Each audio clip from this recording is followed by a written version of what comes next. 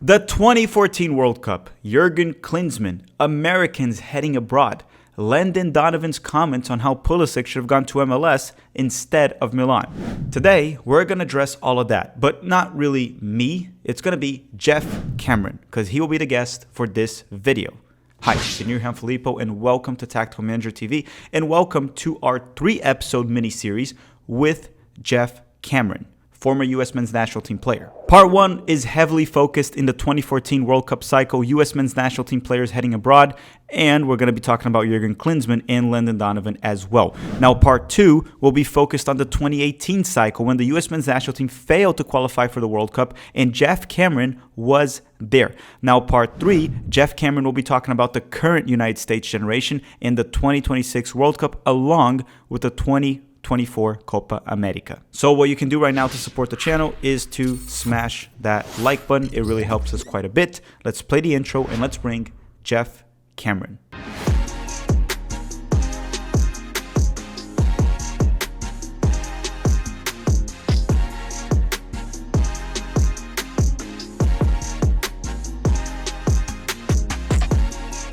All right, everyone. Today we have a special guest here at the channel, former U.S. men's national team, now retired. Geoff Cameron. How you doing, man? I'm doing well, man. How are you doing? I'm doing great here in Florida. We're both in Florida, actually. The great weather here in Florida. That's right. Sunshine. Yeah. And so we have 3 parts for this series here, and they're probably going to be separate episodes. The first one is this one. We're going to talk about the 2014 cycle, Jurgen Klinsmann, U.S. men's national team players playing abroad. Then we're going to dive into 2018, the 2018 World Cup that we actually didn't go, the cycle. You'll talk about what you think maybe went wrong, what could have been done better, and how that affected U.S. soccer. And then lastly, we'll talk about the current generation, which is what matters leading into the 2026 World Cup. But before we even start here, how's your friend Breck Shea there? Did you know that he's one of the channel favorites here? No, I remember you messaged and you said that.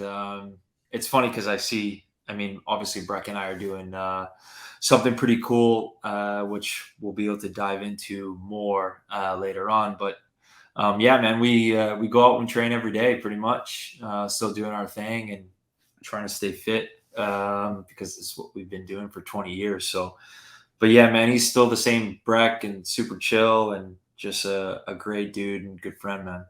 Is he at his best behavior or? He's always at his best behavior. We have a lot of cool memories, man. Just going from the MLS and then making that jump across the pond and then playing over there. And then, yeah, it's really cool, man. We're going to have to bring him here at some point to the channel. I'd rather have him than Messi here. I just want to make that clear. I really do. I was actually thinking, I was like, I saw him early this morning. And then I was like, you know what? I should try to get him on, like have him just be, tell him like, hey, you got to be at the house for, 3 o'clock or something and have it be a surprise. But I can definitely get him on for sure. Yeah, we'll get him here in the future. But today I want to get your thoughts on all of this. There's a lot to talk about, so we should probably dive into it. 2014 cycle. Let's start with that one. That was 2 cycles ago. Well, yeah, technically 3 now that we're in the 2016 one. We make it to the World Cup under Jurgen Klinsmann, and we did, in my opinion, for the players we had, everything, the opponents we faced, I thought we did very well in that World Cup specifically. Why don't we go through that World Cup real quick, the group stage, and compare it to 2022? Because I want to go through that. You got out of a group where we sent Ronaldo home. I mean the U.S. men's national team, right? I'm not in the team. You were in the team. So let me ask you one thing. Comparing to 2022, would you say the group that your team had to face was a bit tougher, about the same? What were the challenges in regards to that? Because it was a tough group. You also had Germany in the group that went on to win the World Cup in Brazil. Yeah. It was crazy, surreal. I still just to go back and look at the games and just the whole progress of qualifying and getting there. Jurgen's whole mindset, and I'll kind of take it back a little bit and I'll answer the question, but I want to say that Jurgen was a game changer, and in the sense of every player has his his disagreements and arguments or whatever. But the one thing Jurgen did was he respected you, and especially if you challenge him in a good way. If you didn't play, he wanted you to be upset. He wanted you to be mad because it showed him that you cared and that you wanted to be there and you want to be playing and you want to be at your best. So he pushed players in that sense. But what he did more than anything was he changed the whole dynamic of US soccer in the aspect of professionalism, the standard. He was a visionary, I would say, because if you think about it now of where US soccer is and just in general in football, of the attention to detail of nutrition to sports science to everything, building a team, having a chef go with you. He basically kind of took the ingredients and like the blueprint that they had in Germany and the standard of being at the German national team. It should be the same standard that the US national team are at. And that's like where we went, playing the best competition. If you want to make it to the World Cup and make it far, you have to play against the best. And that was his challenge of, can we go play Italy in Italy? Can we go play these countries that were most likely or possibility to see in the World Cup? And how often can we expose ourselves and get more experience by doing that? Instead of playing the same teams in the CONCACAF and the Gold Cups, because those are just the same games. What takes us out of our shell and what pushes us to play against the best players in the world. And not saying there's top players in CONCACAF, but you have to have a mix of talent what you're playing against. And he saw that and he pushed players and he pushed the national team to do that. And I think that was a preparation of like him knowing what we were going to get in 2014. And then when you get Ghana, Germany, and Brazil, Ghana, Portugal, and Germany, like you're playing Brazil, against, Portugal, they both speak yeah, same thing, Portuguese. right? They speak Portuguese. You're going to get those, top players, and you're going to be playing against the best talented teams. And if like you can get that 1% edge over them, what do you do? And like whether it's set plays or mindset, nutrition, everything. He focused on those finer details and he pushed players to do that. And then you get there and you're like, holy shit. Like we're here, we're playing against Ghana and the history of US going against Ghana, we've always kind of, right? We've struggled against them, right? And then you go blow for blow, we score early, John boom. Brooks with the late goal. Yeah, and then he comes in, scores the winning goal, and you're like, it has the momentum, and it kind of just gave us a little bit of an edge. And he wanted us to be nasty. He wanted us to be that American team that we never quit. We keep grafting, we keep fighting, and we give ourselves a chance to beat these teams. Because he knew if we're playing consistently and we're challenging ourselves at our club level and we're challenging ourselves on the national team, we give ourselves a better chance of making it further and further in the World Cup. And his whole thing, I'll never forget it. We had a meeting before and he goes, look at the last, 5 or 6 World Cups, the winners. And he said, where are all these players playing? All of them are playing Champions League, Europa League, top leagues in the world because they're playing against the most talented players week in and week out. And he goes, that's our growth. That's where we need to achieve. He said, if we consistently can get more Americans over there or wherever, just playing against the top talented players, you'll have more and more experience. And then when you go to the national team, it's not like you're going to be seeing an Aguero or a Ronaldo. You would be seeing these guys on a consistent basis, or you'd be seeing De Bruyne, you'd be seeing Lukaku and whatever. You'd be exposed to that on a consistent basis, and that would give you more preparation and more confidence. So when you do go against them, you have the ability to beat them.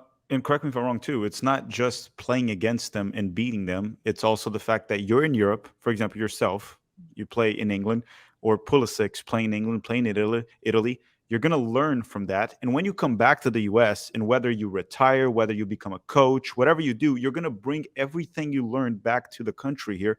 And it just helps soccer get better, more professional, more efficient, because Americans, like it or not, and you can disagree with me if you want, but I think you definitely agree with me on this one.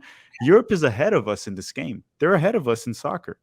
They've Yeah. been doing it for much longer than the United States and even South America. But Geoff, I have a question in regard. I think since you brought that up about the players abroad, why don't we talk about one thing in regards to Americans going abroad? Because there's a big discussion sometimes that some fans here will even say that you don't have to go to the best leagues to reach your potential. It's different for each player. Uh, I disagree. I think for you to reach the best version of yourself, you have to challenge as much as you can yourself. And Klinsmann clearly pushed for that. But recently, before Christian Pulisic left Chelsea and went to Milan, he literally left a massive team in England for a massive historical team that made it to the Champions League semifinals last season, Milan, and had a fantastic debut already when we're recording this. But Landon Donovan, a U.S. men's national team legend, some people even say the biggest legend, one of them, he's definitely up there. He came up saying that he thought Pulisic, and I'm paraphrasing here, I don't know the Yeah. exact words, that Pulisic should have just gone to MLS for the 2026 World Cup, not gone to Milan. That was probably the wrong decision. I already talked about this here at the channel, so I'm not going to dive into it. I highly disagree with it. I think Christian Pulisic made the perfect decision for that time. What are your thoughts on Lyndon's comments right there? Does a player need to go to the tougher league to reach his potential? Did Pulisic make the right move? I mean, hands down, you are 100% right. I mean, for me personally, knowing Christian and his mentality, he wants to play, he wants to be challenged, and he wants to be the best that he can be. Christian, I look at Clint Dempsey and what he's done and the ability and what Clint did in Europe for such a long time. And now Christian being at a level of no other American has been in the same situation that Christian has been in at a young age. And I look at it as he's the main guy. He was at Dortmund, massive club. Goes from there, goes to Chelsea, massive club. He was an absolute baller. And like people, this is where it just mind boggles me for like Landon saying that. I think when he's fit and he's healthy, he's one of the most creative players and he's flying. When he got injured, things happen. It's the Premier League. It was tough physically, just getting smashed every single game. But his play speaks for itself, his creativity, his goals, and everything.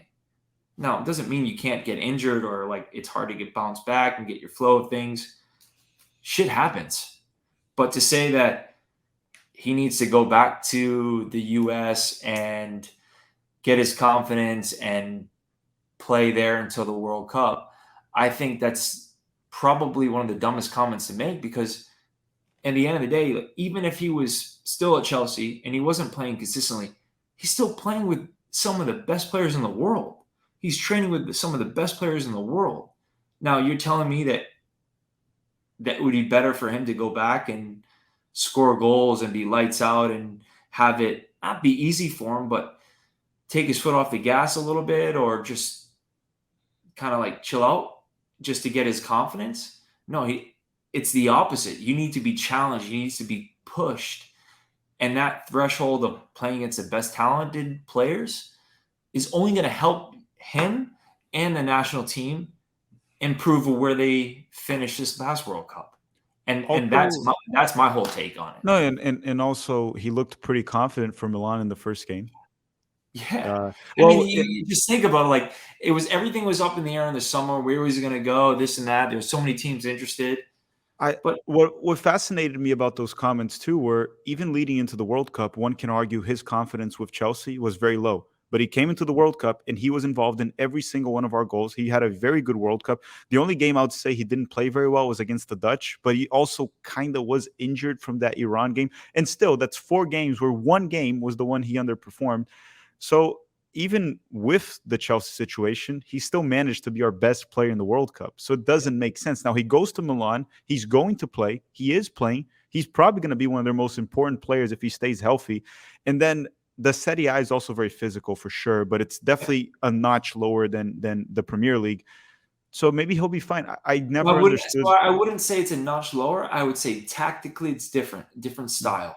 Yeah. So like they're a little bit more defensive, and that might give Christian a little bit more ability to be more creative and like him finding his feet in a different way.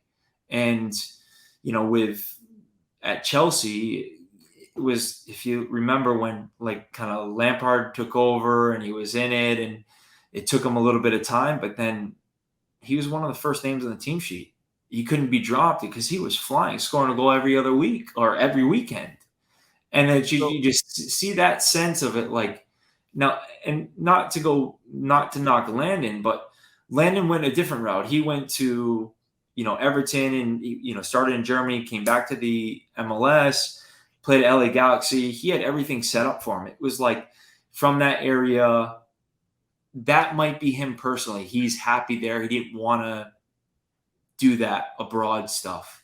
But then he had the ability to go for a couple months, go on loan, get his fix to challenge him a little bit more, and then he'd come back. And that's fine. It's from him as a player. That's what he needed. But I'm saying in the sense of if you think at what Clint did and him starting the MLS and then going abroad, and then what Christian did at a young age, going over to Germany and then going to Chelsea, now going to AC Milan. I mean, 3 massive clubs and performing at massive clubs. It's like maybe there was a blip here and there at Chelsea because, injury and coming back and then get injured again. Okay, that happens. You can't go your whole career without getting injured. That happened to KD, Kevin De Bruyne, and Mo Salah with Chelsea. So Chelsea is also pretty good at putting good players to flop. They're good at that too, Chelsea. Yeah. I mean, he was given the number 10 jersey for a reason, right? Mm-hmm.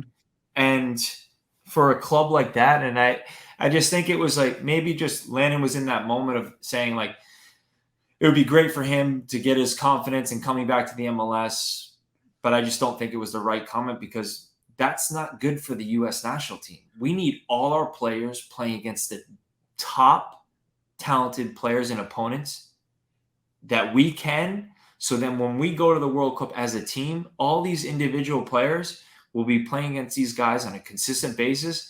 And guess what? They go in and as a team, they form this confident group and knowing that, this guy's played against this talented player or this type of team, these players on a week in and week out basis. And you can look around on the starting 11 and know that.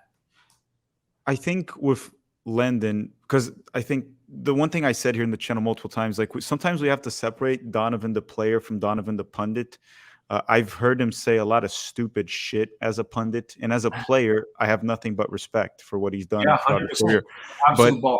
As a pundit, there was the dual national things that he went on a rant out of nowhere in the middle of it had nothing to do, just went on a rant out of nowhere. And then there was this Christian Pulisic comments. The thing with Landon that I think is at least different from Alexi Lalas is everything he says, at least it's consistent with what he did as a player and what happened to him as a player. Yeah, so when he said that with Pulisic, and now that's us maybe defending Landon, what he said or what he was telling Pulisic to do, he did. So at least he 100%. Truly believes that, right? That's one because thing. That's what he needed, right? To be performing and I think just in that era of the national team era, there weren't a lot of Americans playing abroad in a sense of he's more a homebody. That's where he finds his ability to be more confident and be the baller that he was.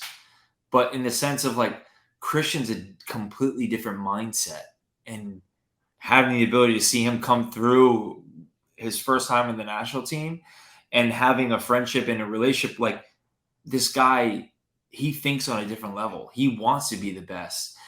And every time there's a pundit that says something, or I mean, he just says stop and just look at like what he did this summer. Like he balled, and all the people can say all they want and talk all the shit, but at the end of the day, he backs it up, and his play speaks for him. Before we close this first segment, I have a question for you. Two things real quick. One, we're going to talk real quick about the Belgium game and then the Yep. Dutch game. But you just talked about Christian Pulisic's mentality. Uh, would you say, I don't know if you've met him personally, would you say Gio Reyna also has that mentality of like, I'm going to stay here, I'm going to fight for this? He does seem to really have some like fire in him, at least. I mean, Injuries have been an issue. if I haven't like personally met him, obviously I know him through teammates and stuff like that, but I know he's an absolute baller and he's a creative guy, and you want to get the ball to him. He has that mentality. You can see it of when he loses the ball, or he's got a tackle in him, and he's got that feistiness and that mentality that he wants to work um and prove people right. Like people always say things, and he's got that chip on his shoulder, and I think that's a good thing. Yeah, Um, that's what I was. so, That's what I so was thinking. 100%. Yeah, because I feel like part of the U.S. soccer fan base, and I think our fan base is growing, and it's becoming. People are thinking like toxic. I don't think it's toxic. It's just becoming passionate. But more the old school part of them are. They're very soft. That's probably the best way to put it. So then they see a player with a little bit of arrogance, like, or not even arrogance. It's like that extra confidence that may Yeah, look like arrogance because you look like a player like Neymar. There's a lot of arrogance right there, but he of course. backs it with something. But it feels like a part of the U.S. soccer fan base has a problem with players with an attitude, which you kind of needed at some point. You need the But then I guy to. said, like, but then people loved it. Clint, and Clint wasn't, like, for me, one of the best players that I could say, you playing with him, you want him on your team. I mean, he would do things in training, and he would try to create like do a move or whatever, and it wouldn't come off, and he'd be like, "Give me the ball back." You find me, like, if I win a tackle, he's like, "Find me in the hole. I'm gonna be there." And then you pass it to him, and he does something like, holy shit, he just pulled that off. And it was like, not the first time, the second time, it was like the third time when he tried doing it. But he had that mentality to say, no, give me the ball back because I'm going to do it. And then he did it. And then he would do someone up and he'd put a ball in the back of the net. And you're like, that's a guy I want. And he's not afraid to square up and say, hey, you're being a dick, right? Like, you want to be a good person on the field and off the field. And that was, I mean, for me, I love that about Clint. And that's his mentality. I think we had a lot of mentalities like that on that generation, that time. And I think that's kind of like where this new group is. We have a lot of those players that have that mentality, that they got a little chip on their shoulder, and they're playing at top clubs, and they expect to be playing at their best, and the fans are holding them accountable, and that pushes them, and it pushes the standard, and it just gets better and better and higher and higher. Jeff, now that you said that, to finalize this segment, I want to talk about the last two knockout round games of the United States in World Cups, which was the Dutch game in 2022 and the Belgium game in 2014. Klinsmann is heavily criticized for his time with the U.S. men's national team, despite the good things he's done. Whether people like him tactically, player selections, not even going to get into that. Even you see sometimes people say he's the worst coach we've ever had. We heard things like that. But then the same people that say that will say Greg Berhalter is the greatest thing to ever happen to the program. There's these both extremes. I don't think either one is true. I don't think Berhalter is the best thing to happen to the program. I don't think he's the worst thing. I don't think Klinsmann is the best thing. He's definitely not the worst thing. And you pointed out a lot of the things culturally that he changed in U.S. soccer that we are living that legacy now. But my 100%. question to you is this: you talked about how we have players with a chip on their shoulder. They're feisty right now. But when we played Netherlands in the World Cup under Berhalter, the team just seemed dead beat at some point. It like we didn't. There was no moment in that game that I was like confident that we were going to win. Maybe minute one when Pulisic had a good opportunity to score, but since it just seemed like we didn't believe we could beat the Dutch. That's the way I felt watching that game. Now you go back to 2014. You go back to that Belgium game, it does feel like we couldn't beat Belgium. But when you really look into the game, one We had little a detail, and we could have gone through, like a detail. It didn't feel that way with the Dutch. It seemed like the Dutch, whenever they wanted to beat us, they went there, they scored, they scored. And sure, some people can bring up saying, well, Howard had the game of his life. It doesn't matter. Wondolowski scores that. So we didn't have that with the Dutch. Do you think it's maybe this team was missing a Clint Dempsey or Jermaine Jones, or you think just with experience, these players were maybe too young? Why do you think there was such a difference? Because essentially, when you look at the accomplishments of both World Cups, one can even argue we did better in 2014. We got out of a tougher group, in my opinion. You mentioned the three teams: Ghana, Germany, and Portugal. We sent Cristiano Ronaldo home. In this World Cup, Iran, no offense, that's a team I fully expect us to beat. Wales, I fully expect us to beat. And we tied England. That was a good result. Tying yeah. England was a good result. Then we lost to the Dutch 3-1. We lost to Belgium 2-1. I'll argue that that Belgium team was better than the Dutch team we faced right now. Why is that? If the 2022 team, technically on paper, is more talented, maybe, Yeah. why was it worse? If that makes any sense. And you can, and It's, feel free it's to a really disagree with it's me. it's a really really tough question, and I think there's a lot of different aspects to it. Whether it's tactically, the way things were set up, we knew crazy. We were supposed to actually train. We were supposed to play a friendly against Belgium when we got to Brazil as our last.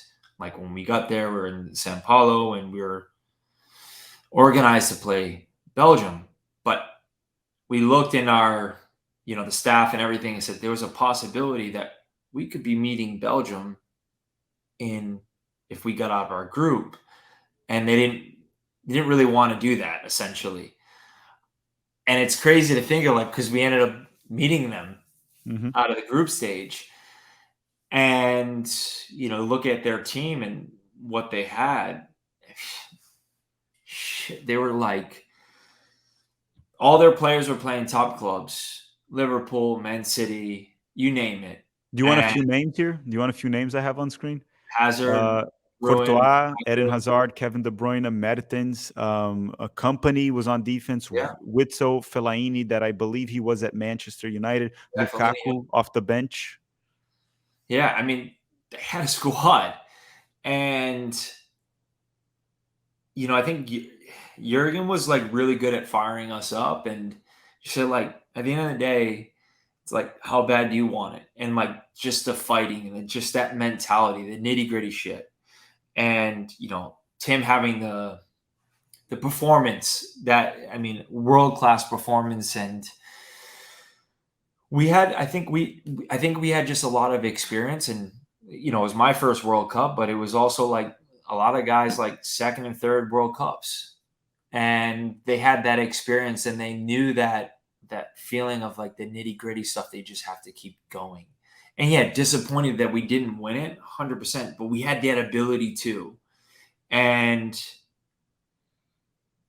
I look at the Holland US game, and we have unbelievably talented players, and maybe it was just the experience. Maybe it was just like there was a lot of pressure on us, and the Dutch is known for their possession base, and they'll just bore you to death with their possession, and they'll wait to exploit you and whatever. Maybe we were just not tactically set up right to show our strengths, and we were a little bit more defensive. I don't know. It's a hard one to say because there's so many different aspects to it. But maybe it was just because we didn't have that experience, where maybe the Dutch players, they had that experience before. Now, for me, we've gone through this whole process now, and all these players have experienced XYZ from the start to finish, and getting a lot more caps under their belt. Now they've gone through a World Cup cycle together. They've been to the World Cup. They've reached this point. Okay, now this new cycle ahead of time, it's here in the States. What can we do next? With all that experience, and then bring some other players in that deserve to be there, that can help the group in a situation where if it doesn't fit the system, we need to be able to adapt and be able to play possession based, but we can go direct when we need to go direct because we have the ability to hold the ball up, and you allow Gio and Christian and all I these haven't guys seen to that with Berhalter. come off of them. And that's where I see, like, you look at every national team, they have the ability to do that. And then they have the ability to play tiki taka, like, and it's possession out of the back or whatever you want to say, but being able to adjust and adapt to, but still keep your DNA, and that DNA as an American is, and we saw that where they would fight, they would run, they'd sprint, and they leave it on the pitch. And I think maybe it was just that last game,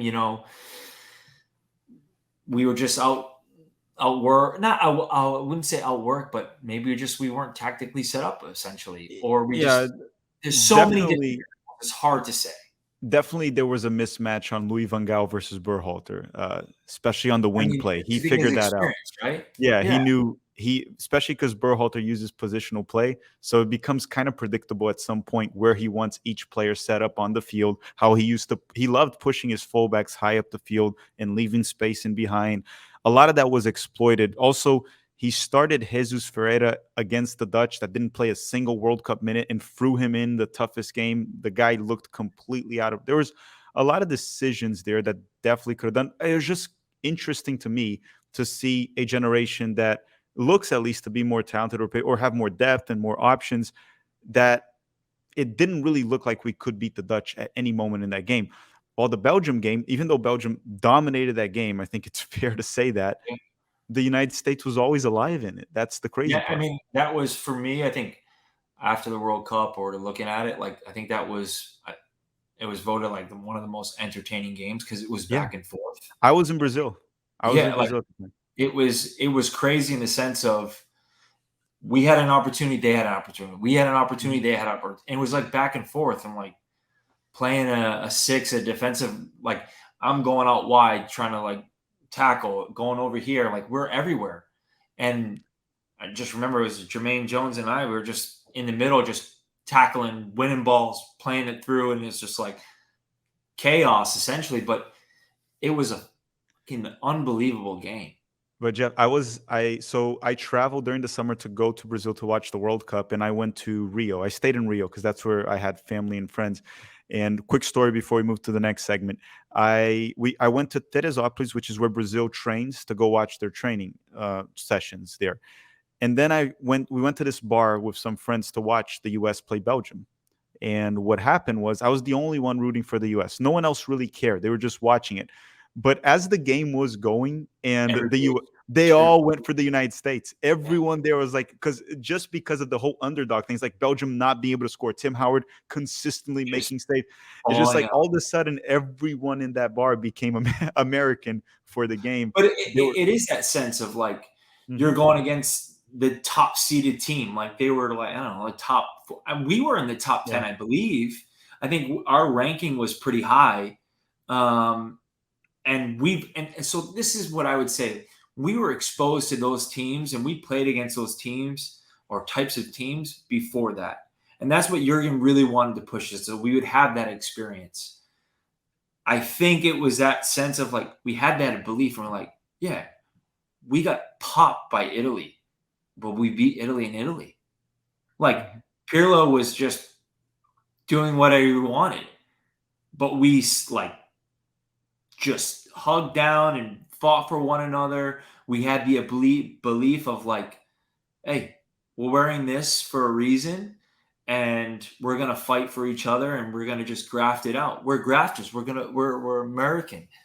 And we're going to use our physicality. We're going to use our fitness. We're going to, what are Americans known for, right? Our mentality and never giving up, that American, team atmosphere. That's what we kind of had in Belgium. And it like, at the end, it was disappointing, right? But we had that belief of just, yeah, we can beat these guys. I think if you guys pulled that win that day against Belgium, it would Yeah, actually we would be have one. gone. We would have won the World Cup, man. Well, maybe even lost. Who Well, knows? Argentina, you would have played Argentina right after, and then Yeah, probably okay. Even if you lost to Argentina, that Belgium game would have been talked about for decades. It still Yeah. is in the US, but outside because of how crazy it was.